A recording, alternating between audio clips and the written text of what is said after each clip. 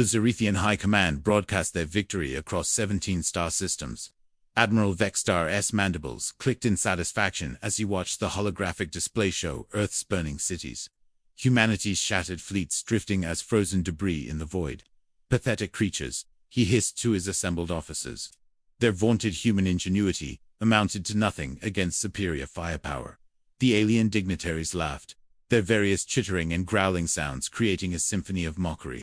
On the captured orbital station above what was once Luna, a single human sat chained in the engineering bay, surrounded by the corpses of his colleagues.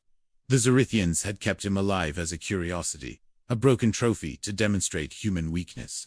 They would regret this decision. Marcus Kane examined the stripped-down reactor core with eyes that had seen too much death. His fingers traced the disconnected power conduits, mapping every severed connection, every torn circuit board, every component the aliens had deemed too dangerous for human hands. The Zarethians had confiscated every weapon, dismantled every defense system, reduced humanity's greatest technological achievement to scrap metal and flickering lights. But they had made one critical error in their arrogance. They had left the engineering systems partially intact, assuming a single human couldn't possibly pose a threat to their vast empire. The alien guards sneered at his movements, watching him tinker with broken panels like a child playing with toys. If only they knew what those toys could become. The memories crashed over him in waves of fire and screaming. His daughter's school, vaporized in the first bombardment. His wife's research facility, now a crater of molten glass. The Zarethian ground forces had herded survivors into camps, sorting them like livestock, useless, amusing.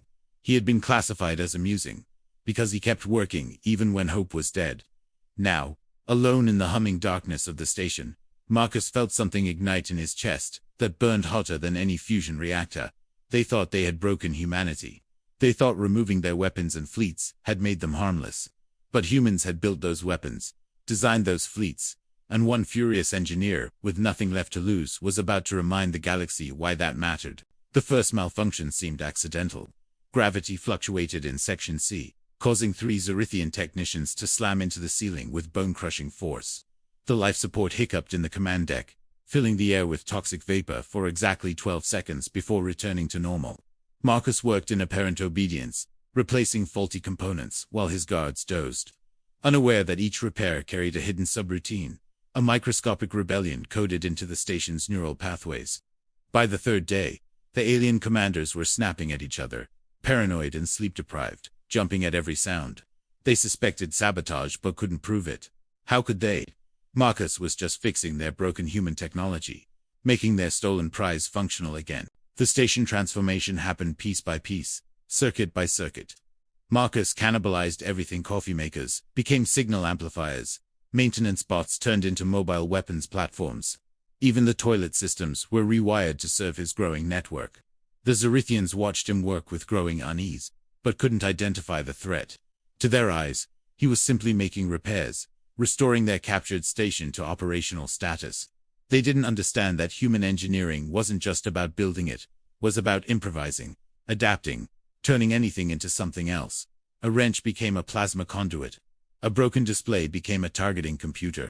Garbage became salvation, one modification at a time. The trap sprung when Admiral Vextar arrived with a full battle fleet to inspect his prize. As the Zarethian ships approached the station, Marcus smiled for the first time in months. Hidden gravitometric generators, built from repurposed artificial gravity systems, suddenly activated in a carefully calculated sequence. The lead destroyer found itself caught in a crushing gravity well, its hull compressing like an aluminum can. EMP bursts, channeled through the station's own communication arrays, fried the electronics of 6 cruisers simultaneously. False navigation signals sent to more ships careening into each other in a shower of sparks and screaming metal. The Zarethians had thought they were visiting a conquered outpost. Instead, they had flown directly into the web of the most dangerous predator in the galaxy, a human engineer with time, tools, and an unquenchable thirst for vengeance. Marcus activated every communication channel in the sector, his voice carrying across the void to reach every alien ear within a dozen light-years. "You disarmed humanity," he said, his words cold as interstellar space. "You destroyed our fleets. You burned our worlds. You thought removing our weapons made us harmless." The holographic image of his face appeared on screens across the Zarethian Empire, scarred, hollow-eyed, but blazing with terrifying intelligence. But you forgot the most important thing about humans. We didn't just use those weapons. We built them. We designed them. We understand them better than you ever could. He gestured to the wreckage of the Zarethian fleet floating outside the station. And we can build much, much worse. The War of One began with whispers and ended with screams. Marcus unleashed his hidden arsenal piece by piece. Maintenance drones converted into kamikaze missiles. Communications arrays transformed into directed energy weapons. Even the station's waste disposal system weaponized into a mass driver that could punch holes through battleship armor.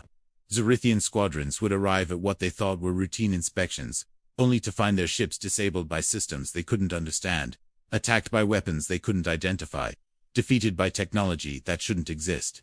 Word spread through the alien military like a virus. The human engineer who fought without weapons, who turned their own captured technology against them, who seemed to be everywhere and nowhere at once. The Zarethian High Command convened an emergency session. Their various species united in a single emotion. Fear, how Vextar demanded, his mandibles clicking frantically. He's one being, one broken survivor. Our fleets outnumber him, 1,000,000 to 1. The intelligence reports painted a picture that defied military logic entire. Battle groups disabled by improvised weapons. Strategic installations sabotaged by what appeared to be common maintenance equipment. Supply lines disrupted by technology that shouldn't have enough power to threaten a single fighter craft. The aliens had studied human warfare, human weapons, human tactics, but they had never studied human creativity, human adaptability, human fury. That oversight was costing them an empire. Marcus stood in the heart of his transformed station, surrounded by jury-rigged control systems that pulsed with stolen energy. The Zarethians were coming with everything they had, 1,000 ships, enough firepower to crack a planet. He had no weapons, no fleet, no army. Just one orbital station, some scavenged parts, and a mind that refused to accept defeat. His fingers danced across controls that had never been designed for warfare, systems he had twisted into configurations their original creators never imagined. The station began to change around him, walls retracting, hidden systems emerging, the entire structure reconfiguring itself into something the galaxy had never seen. A weapon built, not from military technology, but from the desperate brilliance of a species that had learned to survive by making the impossible possible. The final battle lasted exactly 17 minutes. The Zarethian armada arrived expecting to face a cornered enemy. Perhaps some improvised defenses, possibly a few converted maintenance drones. Instead, they found themselves confronting a technological nightmare that defied every principle of known engineering. The orbital station had become something between a fortress and a factory, spawning weapons in real time, adapting to every attack, learning from every exchange. Marcus had turned physics itself into his alley-gravitational lenses, focused energy into devastating beams. Magnetic field generators hurled debris at relativistic velocities. Even the station's rotation was weaponized into a planet-killing gyroscope. When the last Zarethian ship fell silent, drifting lifeless in the void, Marcus finally allowed himself to rest. He had done the impossible. He had fought a war with no weapons, and won. The survivors whispered his name in their native tongues, each translation carrying the same meaning. Nightmare, terror, the engineer who should not exist. Across the galaxy, alien military academies would study the Battle of Luna Station for generations, trying to understand how a single human had destroyed an entire battle fleet, using nothing but scavenged parts and pure determination. The footage became legend. One man, standing among the ruins of his enemy's hubris, surrounded by the technological miracles he had wrought from desperation and genius. To the Zarethian Empire, he represented their worst fear, that humans were not the weak, fragile creatures they had assumed, but something far more dangerous. Humanity's survivors received the broadcast from across the void. Marcus's words carrying hope to every hidden refugee camp, every underground resistance cell, every human heart that still beat with defiance. They came to our worlds, he said, his image flickering but unbroken. They broke our fleets. They took our weapons. They thought they had defeated us. Behind him, the wreckage of the Zarethian armada drifted like a metal graveyard, testament to human ingenuity unleashed. But you cannot defeat a species that builds worlds from nothing, that turns dreams into reality, that fights with tools and brains and will. You cannot conquer a people who see every problem as a puzzle to be solved, every setback as a challenge to overcome. The broadcast ended with a simple message, one that would echo through the galaxy for centuries to come.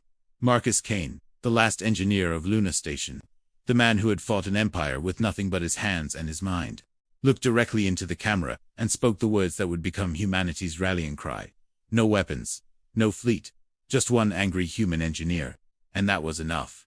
The screen went dark, but his legend had just begun.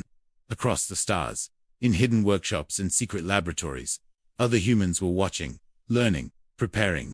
The Zarethians had awakened something they could never put back to sleep.